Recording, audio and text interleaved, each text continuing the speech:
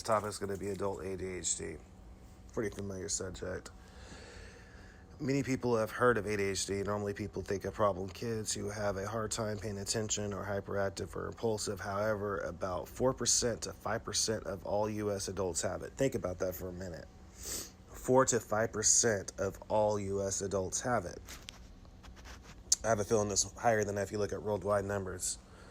Every adult who has ADHD also had it as a child. While many kids outgrow it, about 60% still have it as an adults. It affects men and women equally, so there is no difference between sexes, is what they're saying. Adult ADHD symptoms may have a hard time. These are the things that you might have a hard time doing if you have adult ADHD. Following directions, remembering information, concentrating, organizing tasks, finishing work on time. Keep this in mind though. Most people learn to adapt. However, sometimes without treatment, problems can happen. These problems that people with adult ADHD may face are anxiety, chronic boredom, chronic lateness and forgetfulness, depression, trouble concentrating when reading, trouble controlling anger, problems at work, impulsiveness, low tolerance for frustration, low self-esteem, mood swings, poor organization skills, procrastination, relationship problems, substance abuse or addiction issues. Also, they may suffer from low motivation. These may affect you a lot, or they may not bother you much at all. They could be problems all the time, or it could just depend on the situation that one might find themselves in.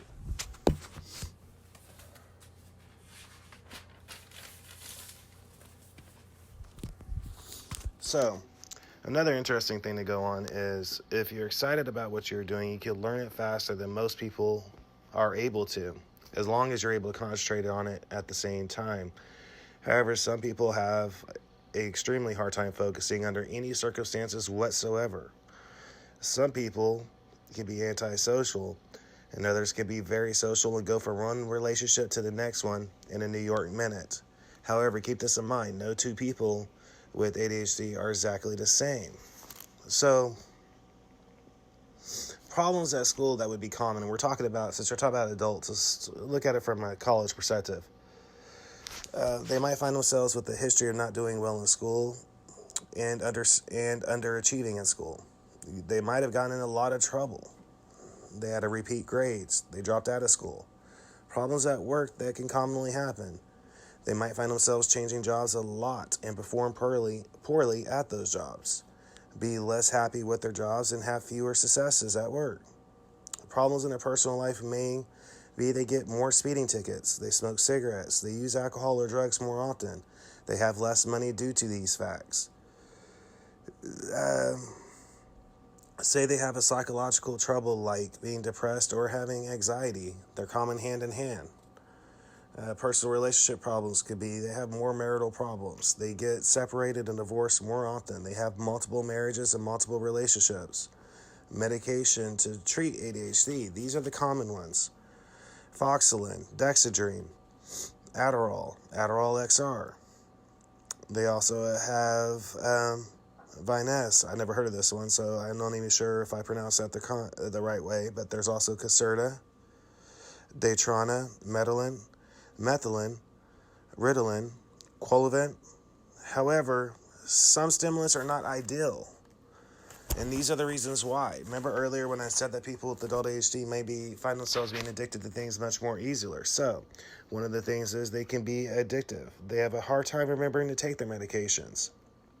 If you don't take them, you can have a hard time focusing, spending time with your family. But if you do take them later on in the day, you could be tempted to use alcohol or other things to relax on top of those medications, or just social settings. So non-stimulant medications that they've developed is Strattera, Intuitive, and Cafe, or Klondyne. Now, you can also manage if you take your medications as directed. You organize, you breathe slowly exercises, cut down on distractions, burn off extra energy such as gym, finding different hobbies, asking for help. Other things that could help if it's severe would be cognitive and behavioral therapy, relaxation training and stress management, life coaching, job coaching or monitoring. A lot of programs like BIOS or DRS have that option. Family education and therapy. So like I said, sorry about that, a little slip up. So like I said earlier, that is this research material on adult ADHD. But however, you're also listening to somebody that's suffered from ADHD his whole entire life, also with other different disorders on top of it. So I have an inside information about it. And I can honestly say that what I talked earlier yesterday on that free thought off the top, I went into this a little bit about the downside effect of the epidemic in the early 80s and 90s when they started treating kids like guinea pigs. Like, hey, we have all these different medications. Let's do them. You know, I specifically remember being around in junior high school, for example, and I was in one of these hospitals, and they would give you these little cups, right? Like a little tiny shot of water and another little shot glass of different medications. And you wouldn't exactly know what they were, you know. In fact, I remember one time I asked one of the nurses that was on hand, what is this that I'm taking? And they said, don't worry about it, just take it. It's what your doctor said you need to take. I don't know what it is. All I know is I'm supposed to make sure you take it, and they make you lift up your tongue and stick it out, twist it around, you know, shit like that to make sure you took it and you're not just like taking it and hiding it somewhere. So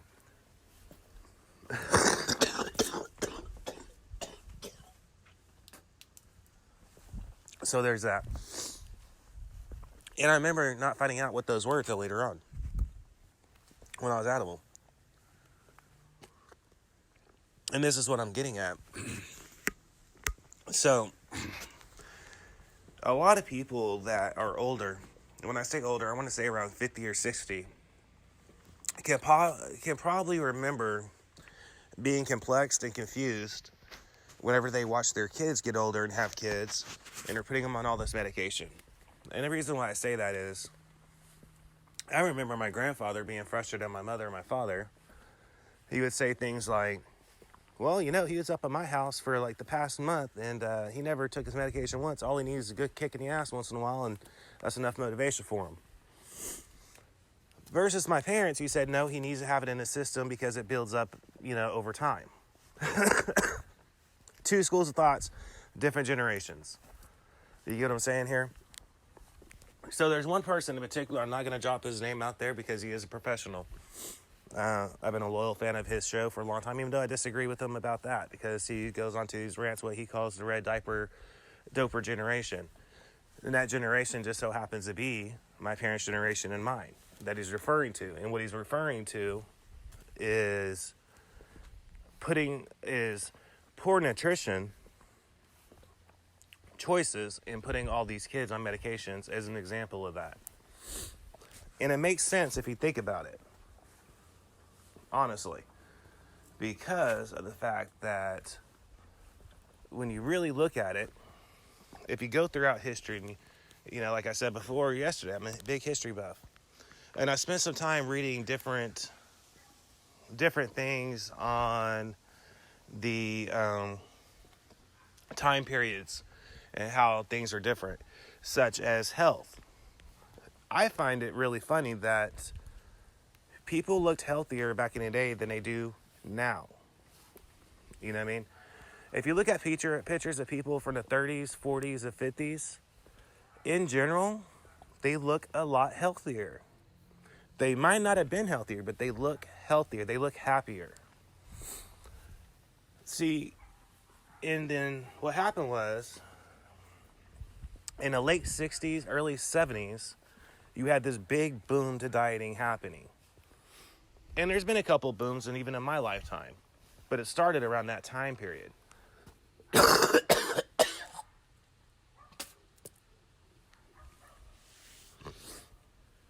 That time period is whenever they decided that everybody had to be like a size 0, and guys had to be slightly buff but little at the same time.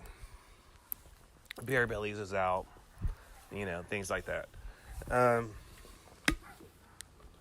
Around that same time period, they started experiencing a reflux of psychological things. A lot of people consider what that time period was is the start of the epidemic of treatment for psychological disorder. It's kind of like this big boom field, and people wanted answers, schools wanted answers to what these kids were doing. There was a big push for it. I still remember in 1994, when my parents had all these pamphlets about different disabilities. Pamphlets, mind you. So the field is wide open. Now, keep in mind that I am not against the treatment of different disabilities. What I am against, though, is people that just automatically jump to a conclusion based on theories. Such as, like when I went into, I don't know how to put this, when I went into sociology, I started taking sociology, you start reading about these different doctors, and they would have a group of people, and they would basically sit there and watch them, and they'll start, writing their notes, and they'd go over different things, and they'd be like, well, aha, he's acting like this, so he must have this issue. Or vice versa, she's acting like this, so she must have this issue. And this is what we're going to do to treatment. There's this treatment that came out, let's get them exposed to that, let's do that, and that's how that worked. And what I feel like happened was you had a generation of addicts that came from that. Basically. And the reason why I say that is I know for a fact that later on in life, and I think it started with me. I was a ward of the state before I was adopted. And I think for me, it started basically when I was around 4 or 5 years old. And they started putting me on different things, experimental drugs, whatever. And the result of that is later on in life, when I actually did experiment with drugs, I found myself having a hard time to get to the level that other people were with less amounts, So basically what happened was my body had a tolerance to certain type of drugs or certain type of narcotics. The reason for this is when you take somebody who's been prescribed different type of medications, they build up a tolerance to things. The reason why I want to say that is most ADHD medicines are speed-based medicines. Now, when I say speed-based medicines, I'm not necessarily referring to the fact that it's not like what you're going to get on the streets, It's not a bag of methamphetamine that looks like shards or powder, whatever the fuck the kids are doing now. You know what I mean? It's not white powdery like cocaine. However, the stimulants are designed to affect them the exact same way. You get what I'm saying? So, what happened was, I would have to do the double amount that other people were doing to get to the level that they were at. Because if I didn't, I would just be stimulated. Like I was on medicine. You get what I'm saying? And the reason for that is long-term effects of it.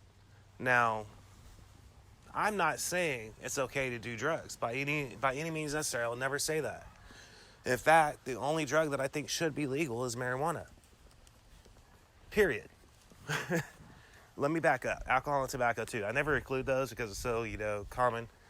But I'm very much against other ones, But I'm also not on that tip that, like Tom Cruise is. If you talk to Tom Cruise, he's going to tell you can treat everything with vitamins. And it's just not that simple, Tom. It's just not that simple. And I can honestly say, without medication, I wouldn't be able to function properly. You get what I'm saying? Like, I've experimented with it. I've actually taken myself off of medication numerous times in my life at different points. I might be taking it for like a month to take myself off of it because I'm trying to figure out if I can function on it or not. If I get a job, sometimes I'll take myself off it to see if I can do the job without it. And if I have a bad experience, I'll put myself back on the medication to make sure that I don't end up messing up at work. You know what I mean? And other times I take myself out if I think I could do the job without it. Basically what I'm getting at is I hate the effects of it. You know what I mean? I like the effect that it treats you. I like the effect that it helps you. I hate the fact that you normally have to force yourself to eat. As somebody who's worked in the food industry most of his life, I love the taste of food. But a lot of these medications out there make it extremely hard to eat food. You got to force yourself to eat. You know what I mean? Everything tastes so bland to you because you're on all this medication. And you got to force yourself to eat. It's like eating a bunch of bread. And it could be a nice juicy steak, but to you, it's like a bowl of mashed potatoes. Because of that, you know? So it's very important to understand that, you know? And it's extremely hard to live like that. Also, another downward effect of it is headaches that you'll get from not taking them. Your body's so used to having them that you go through withdrawal symptoms, like you'll get headaches, you get frustrated, you want to lash out at people. You know what I mean? And ironically, if you look at street drug addiction rates and the problems that they face whenever they're trying to come off of it, guess what? They're a lot of the same. They kind of mirror each other. The only difference is one's legal and one's not. You know what I mean? Also, this is just something to throw out there just because I like to throw it out there to people. Methamphetamine was actually developed. And when I say methamphetamine now, I'm talking about the same basis that they treat people with ADHD with was developed by Hitler's Nazi scientists. You know what I mean? America in World War II used to say, we can't keep up with them. We don't know how they're marching so far for so long. They kept popping these capsules left and right. You know what I mean? And that's what they were doing, you know? So it's kind of a complex subject to talk about. That's why I've been avoiding it. Because it's such a personal thing for me to talk about. Because, like I said, I've been treated for it my whole life. It is extremely hard to have a relationship with somebody unless you find somebody who's very patient, understanding with you. It's extremely hard to have successful jobs. I have gone through jobs like water. That's why I agree with that statistic that they talked about. Where you might find yourself going through jobs a lot.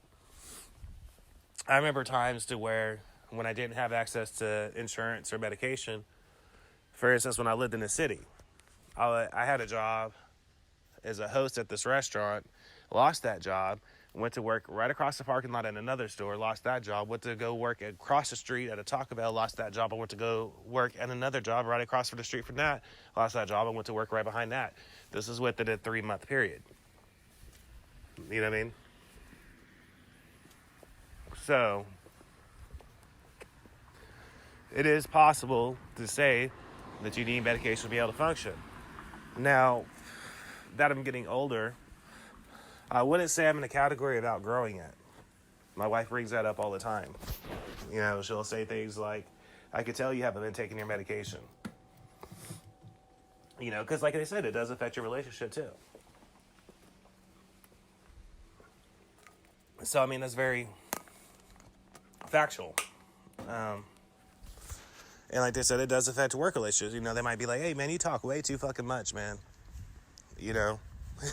I find this aspect really funny to me personally because of the fact that one time I had this job. Again, I never say real places. But one time I had this job, you know, and I was working. And remember earlier in the podcast when I said that I would take myself off to see what would happen at a job. I wanted to see if I could do it without the medication. Basically, I want to make sure I can do it with or without it because I've ran into so many problems with my insurance where sometimes it's like, oh, you're able to get your medication. Oh, wait a minute. No, you can't because it's not available in that area. Now you got to call this insurance, blah, blah, blah, blah, blah. You know what I mean? It's like, oh, shit, what am I going to do? So I've learned to test myself in different ways. And that's one way that I've done it. And I found it funny, though, because, you know, one time I took myself off my medication, I wanted to see if I could do the job. And like, man, it was kind of bouncy and kind of spacey, and you're talking a lot, right? I was like, okay, cool. So I managed to find this doctor, got back on medication. And I took it, and I went back to work, I normally would do this when I have a day off, because I want to make sure my body's used to it. Because a lot of times you'll feel nauseous and sick, and you'll start going through body sweats when you start taking it, because your body's getting readapted to it. It's horrible if you go through this when you're at work. It really is, because you're just nauseous feeling, and you just can't stop sweating, constantly, because your mouth is like sandpaper, so you're constantly thirsty, just constantly. Can't get enough liquid in you. And so a lot of times I'll do that when I'm at home. But anyways, I went back to work, and they were like, what's wrong with you? What's wrong with you? Nothing. I'm just here to do my job. Well, what's wrong with you? Because you seem like you're mad. Are you upset? No, man, I'm not upset. I'm not mad. Basically what happened was I was back on my medication. You know what I mean? And what it does is it brings you down. Now, like, my grandfather hated this fact when I was in school. He just hated it. He was like, man, I remember we were eating at this place called JR's. It's up in this little town in Oklahoma. I was up there for the summer, and he said, I watched you for like almost 2 weeks whenever basically my body was getting out of the medication zone. And he was like, and you were like a zombie. All you did was listen to music and read. That's all you did. You weren't the same grandkid that I knew. You were just like a zombie, basically. And I remember thinking to myself, is that what it's really doing? And I was probably I can't recall exactly how old I was, but in that phase of life to where you're not a teenager, but you're almost a teenager, so preteen probably. And I remember thinking to myself, is that what it's really doing? You know what I mean? So if you paid attention to the last one, which I said was called Off the Top, I go into basis of this as I was getting prepared for this episode. The thing is, like I said, is good. There's goods and there's bads to it. And, it depends on what you're doing with yourself in your life. Some people will have a hard time. One of the relationship problems I didn't talk about, which is really common,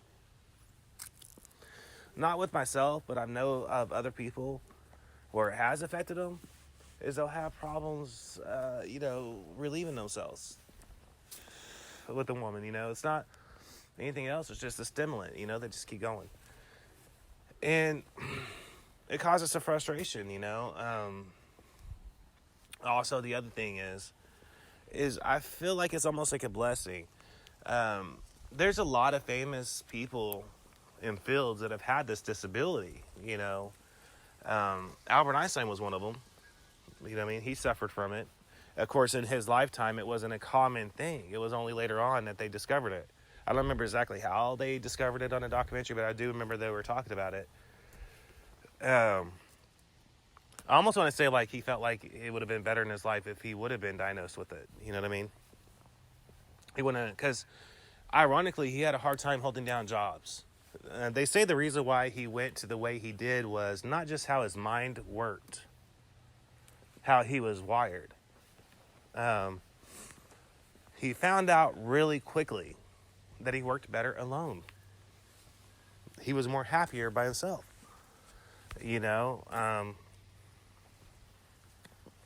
There's some scientists that worked with him that would commonly say things like he was erratic and change up theories just at a blink of an eye and just very, very erratic acting.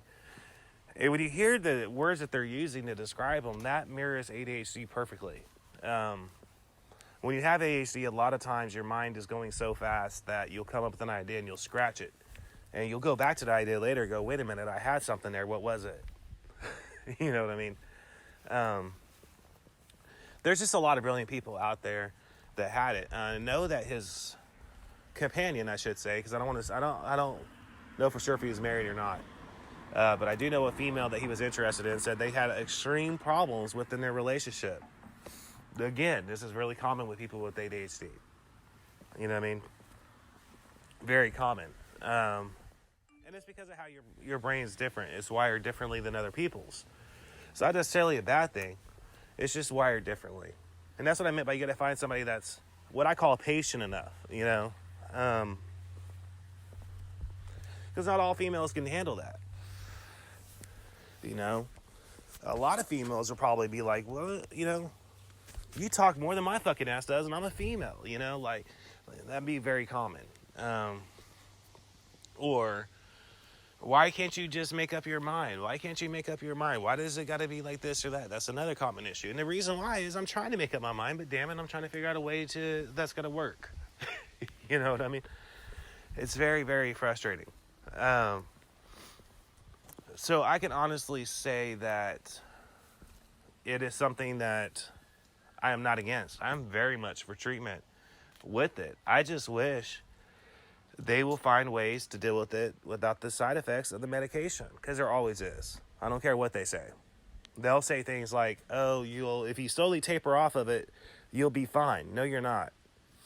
Because what happens is you have a hard time going to sleep. You have a hard time waking up. You go through cold sweats. You have a hard time eating. You get frustrated more. You get angry more.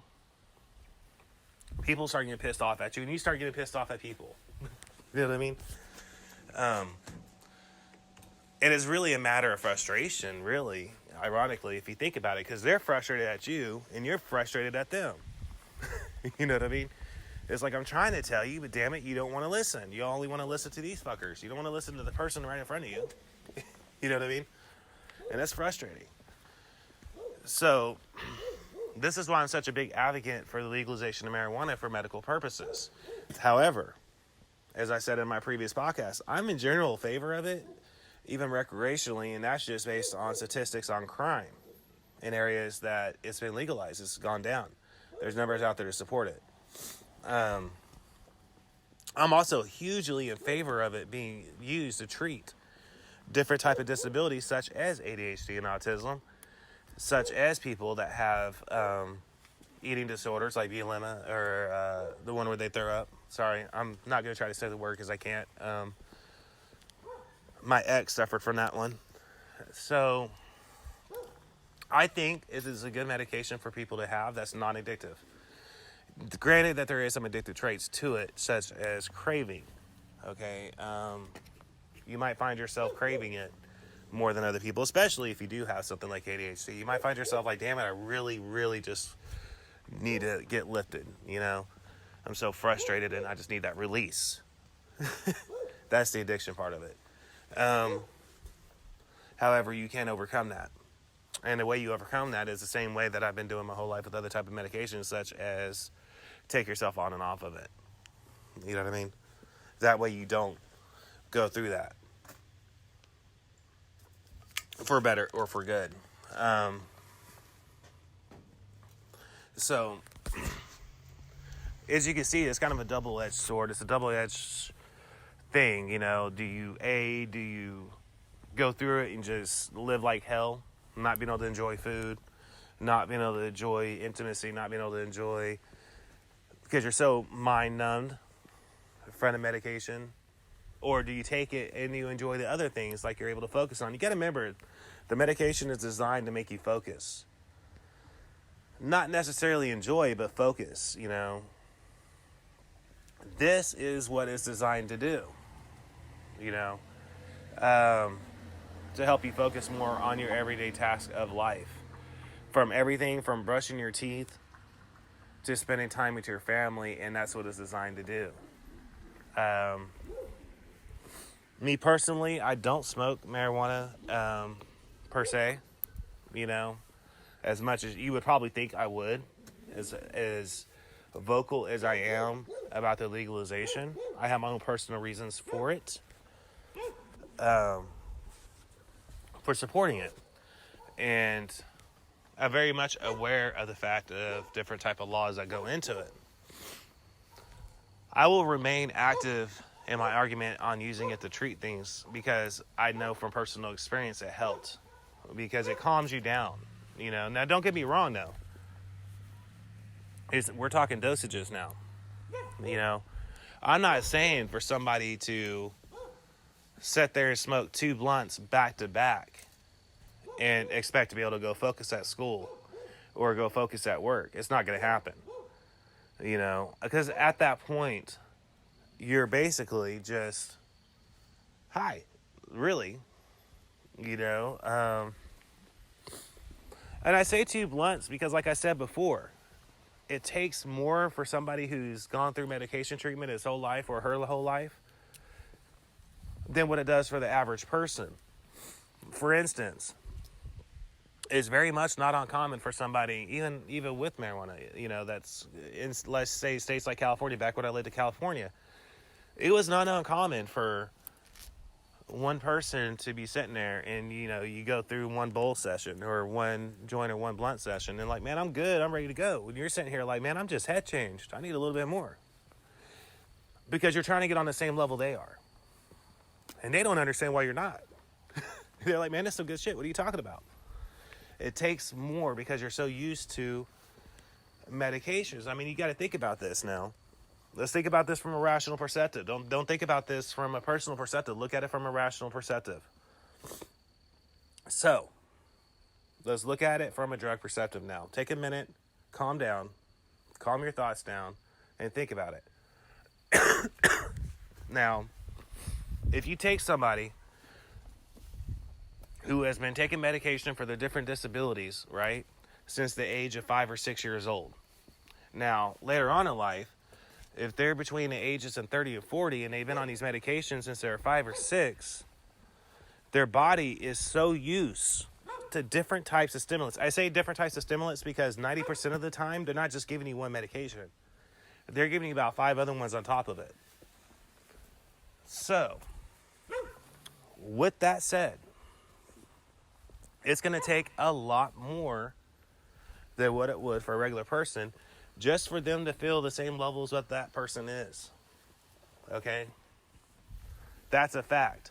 Now, I've tested that theory back in California, back when I used to do it, where I took myself off of medication and I still smoked. And after a while, I would say about a month and a half, I got to the point to where they were like, okay, one bowl, let's go. I'm good. When I put myself back on medication, no, it took about 2 versus 1. Again, this goes to your body and most people's tolerance levels and usage levels from stimulants. Because these aren't kid games type of stimulants. I mean, you're talking stimulants that you could give it to somebody else and they're just gone. They're fried. They're everywhere and then some. But yourself, you're just like, I'm going to go mow the yard. You know what I mean? And I've seen it done. I've done it myself. You know, to where it's like somebody be like, hey, man, let me try one of them. Okay, sure, whatever, you know. And they're just painting and drawing and doing ceramics and like fucking working out, you know, and playing basketball. And normally around all at the same time. You know, I remember looking at them like, damn, what the fuck? You know what I mean? It was around high school whenever I figured this out. I would just be like, whoa, look at them go. You know, I'm like, you know, I remember being in high school and realizing that my medication affected other people differently than what it does me. You know, for something I hated taking, they loved taking, you know. You notice how I put that, right? Something I hated taking, they loved taking. I hated it. They loved it. So you gotta, you know, and it's not really that, like, I hated it just to hate it. I hated the effects of it. I love the fact that it helped me focus more. I love the fact that it helped me go through life better. I hated the nauseous feeling. I hated the feeling of when it tapered off and I had to force myself to eat something really quick so I can go take another pill so I can get right. I hated that. You know, again, I worked in the food industry, so it sucked ass. People would be like, taste this. Why? It's not going to taste, it's going to taste bland. You had to have to put like double the amount of salt for me to taste something when I'm on medication because of the simple fact that the it makes it very, very hard to be hungry. It makes it very, very hard to enjoy the feeling of eating, because your mouth is like sandpaper and everything. You're not hungry, so you're having to trick your brain into wanting to eat. You get what I'm saying? And that is very much a fact of that. You're literally forcing yourself to do something that most people simply enjoy doing. And that sucks ass, because you want to be able to enjoy it regularly, and it's difficult, you know.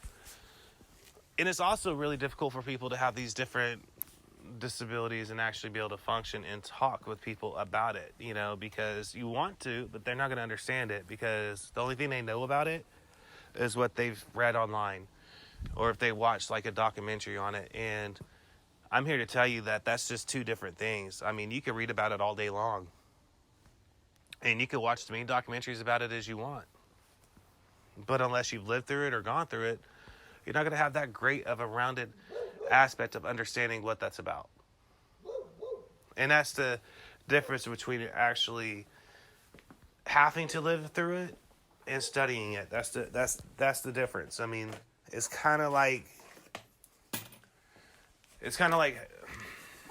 having a talk show about politics. But until you've been a politician, do you really know what they're thinking or doing? Hold on one second. Sorry, I thought we had to go through a little break. So, again, that's what I was saying about before. You have got to realize that those are two different spectrums, two different types of deals, you know, that you have to look at. It's okay to be confused about it if you don't understand it, you know. But don't shut somebody down for trying to explain it to you either. You know what I mean? It's one of those type of deals. I could go on and on all morning about it, from personal aspects, stories to it, you know, what it's really like. But I'll break it down for you really simple. Until you've lived it, you're not going to understand it. And you could have a psychologist tell you all day long, hey, this is a fact and this is a fact. Do those psychologists even understand what it's like? You know what I mean? My personal experience, and I've even been in hospitals, they don't. What they're doing is they're pulling out these reference books, and they're studying, and they're going through these panels, and they're going through these seminars, and they're talking about different things and aspects of it, you know. And that's just, you know, and you can tell yourself, hey, I spent 15 years studying disabilities. And that's great. More power to you. What do you know from a personal aspect? You know, have you gone through it? Do you know the feeling of waking up and I'll put it like this. This is why I hated the hospital so much. It's like when you wake up and you wake up in this room with these plexiglass windows on it to look out that are normally scratched up or sun damaged, so you can't really see that well out of them in the first place. And you have to wait for them to come get you, and then they're going to make you take this medication. And keep in mind, I'm talking about when I was a child. And then when you come out of your room, they swipe their little card, and you're able to open up the door. And then you go into what they call the social area, you know. And you start sitting with all these other kids, or even adults if you're in an adult hospital, with all these other people. So we'll just say that. And some of them are schizophrenic. Some of them have severe hostility issues. Some of them have paranoia. Some of them have ADHD. Some of them have autism. Some of them have this. Some of them have that. And you're just every day around these people. And you're trying to make yourself feel better. But every day you're around these people, you know. You got to understand what that does to somebody's mind over a period of time. You know what I mean? And that's part of it. I mean, you got to realize all these facts to it. I don't think you can really understand it until you understand it, until you're going through it. And I think there's a lot more people out there that have different disabilities disabilities than what they realize. And a lot of people don't want to admit that they have something wrong with them either. That's another issue I've seen in my lifetime. There's nothing wrong with me. I'm perfectly fine. It's the other people that have an issue. You get what I'm saying? So we're going to kind of wrap this up. I really wanted to do this as a short podcast, and I'm sorry about the little interruption I have. Somebody was looking for their dog. I'm at my outside where I normally do stuff at, so there's, as you can hear, there's dogs barking, people walking, people driving by. So at any rate, I'll just leave it like that. I'll probably touch bases on this later on. I just wanted to do a short one on it because I don't think there's enough people from a personal aspect that can talk about it. And like I said, there's a lot of people I respect and love what they do. But I think they're dead wrong about different type of learning disabilities. And I think they're dead wrong because they never gone through it. So to sum it up in short, I believe in treatment for disabilities. I do. I believe in treatment. I think we need to reevaluate how we're treating people because I think they're creating problems long term, So I do think we need to reevaluate some of that to get right. I think it's far too easy to take somebody and be like, there's something wrong with them because look how they're acting. It's just that easy. Like, something's off. We're going to put them on this. Or we're going to put her on this, And I think that's part of it. I think we need to have a better understanding of ins and outs of it. Because I'm telling you straight up, there's some people from those hospitals, not just myself, that I'm like, do you really need to be here? Like, do you really need to be here? I'm confused. I'm complexed. You know what I mean? So you got to understand that. And I will say that there's beauty aspects of having some of these different disabilities. There really is. Because I'm able to understand things far faster than most people are. And I'm able to look at it in a total different way than other people are. I'm also able to talk to people in a way to get an inside information about it from their perspective very easily. So there is some really beautiful parts of these different disabilities. There's also some really big problems with them as well. You know what I mean? So it's kind of like, on one hand, you have these pros, and on this hand, you have these negatives. And you kind of got to just balance them out. Just balance them out. So I'm going to go ahead and add this one, and hopefully this episode gets uploaded the right way, because like I said, there was a little interruption there. So tomorrow, I think I'm going to go into some of the other ones I talked about that I have going. So the next, hopefully, I might do one off the top, like I did yesterday. However, the next official one